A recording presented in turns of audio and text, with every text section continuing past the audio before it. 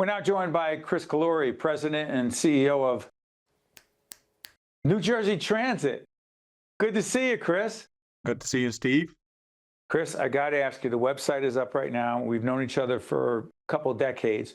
You always seem to take on challenging jobs. A, in all seriousness, why take on this job? B, why is it so incredibly challenging to lead New Jersey Transit? Look, Steve, first of all, thanks for having me. Look, I love stress, is a short answer. But look, there's a more serious answer to this. When the governor and I talked about this, taking this job back in December, he wanted to make sure that he finishes the job that he started.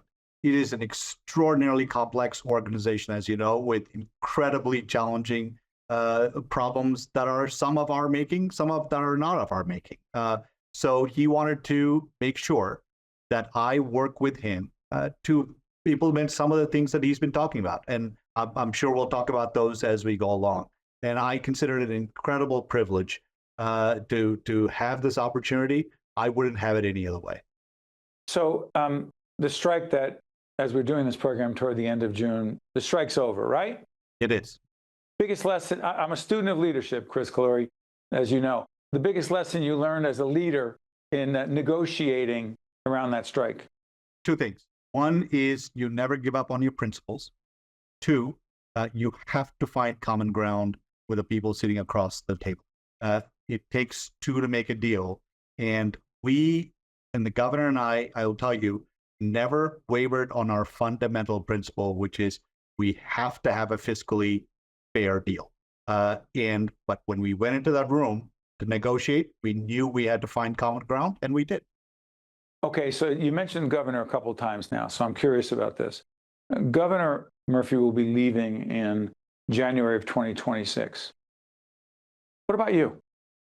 I will be leaving with him a few days later. My contract goes till January 31st, 2026. It is my expectation I'll leave.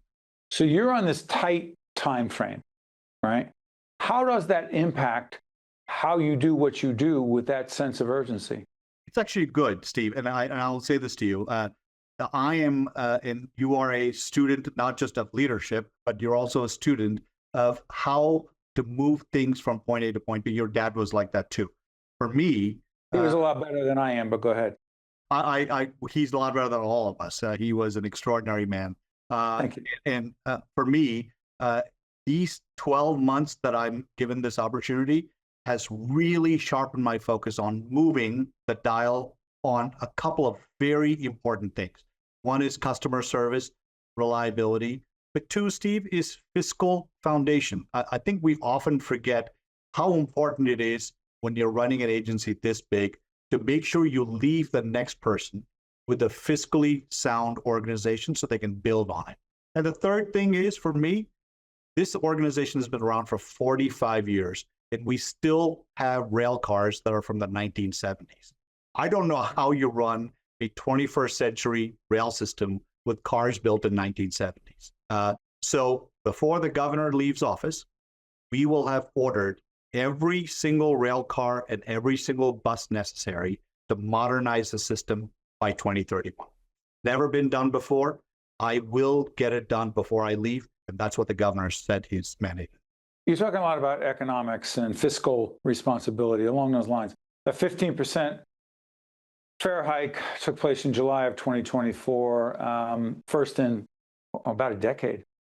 Also, what happens is a 3% scheduled increase literally in weeks from when we're doing this program in July of 2025. This will be seen later. Justify for folks, Kris, hey, why am I paying more if the service has not improve significantly or in any way that I can recognize? Help folks understand that. It's a very important question. I think it's important to know that nationwide, you are very lucky on a mass transit system if you make 46 cents on a dollar. That means for every dollar the taxpayers invest in us, we start off by not making 54 cents back. That is the economics of mass transit. It is never meant to be a profit-making enterprise. It is always meant to be focused on moving people. In order to do that, you have to have consistent input of revenue coming in and the fares are the biggest chunk of that. The challenge for this, Steve, and look, I've been around this rodeo now for a quarter century. Sure. I will take some of the blame for it because in the governors past that I've worked for were equally to blame for not raising the fares on a consistent basis on small increments. So what happens? You try to play catch up and you increase it by a huge number. So what I think the governor has put in place now is a very rational, incremental increase in fares, so we never come back to a position we were a year ago. This is how, and Steve, this is sort of a personal thing of mine now. I maybe it's my age that's catching up. We keep talking about affordability in this state, country, Yeah. but nobody wants to take responsibility for paying for the bills today because you've seen this and I've seen this. It is always politically expedient to kick the can down the road and let somebody else. What would really, Kris, sorry for interrupting, what would real leadership look like? Listen, I don't want to get blamed for this. I want to win the next election. I don't want people to say that I oversaw a fare increase, but you're saying, hey, we're paying the price for that on another level.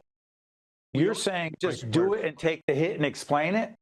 We are paying the price for it on another level because eventually, we all end up paying for it one way or the other. And you know what? It always is more expensive.